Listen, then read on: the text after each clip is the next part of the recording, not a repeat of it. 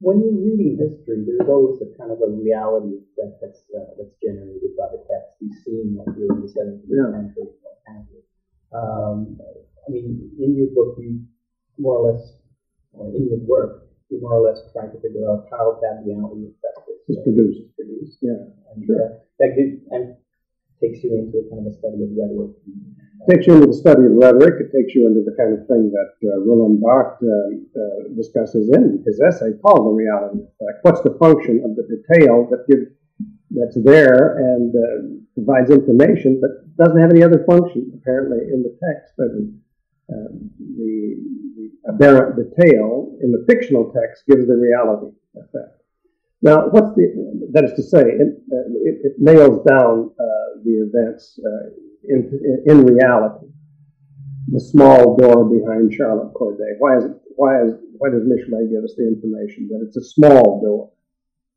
Why not just say a door? He says small adds a detail that doesn't have any other function than to say this is concrete.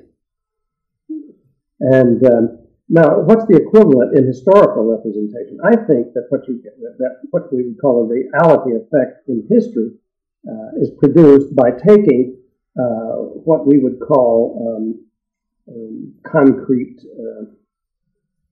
entities and putting them within a frame that is recognizably found as patterns of coherence in literary or poetic materials. So, when you say you feel like you're in the 17th century, well, of course, the question is, how would you know, that this was what the 17th century?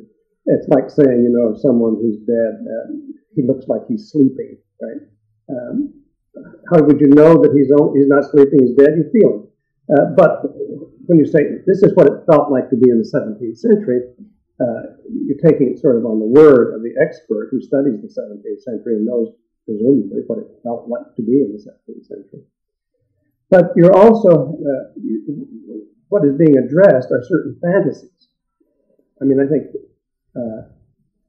having to do with feelings of nostalgia, of temporal distance, of the exoticizing effect. One of the things history always does is play upon our desire to familiarize the unfamiliar. And it does it always by showing it how different the 17th century was, then how like our own time it was, but also ultimately how inalterably different it was. And that effect is what we would mean, I think, by the feeling that we could say, oh yes, that's what the 17th century felt like, even though it makes no sense at all to say that you could say what the 17th century felt like.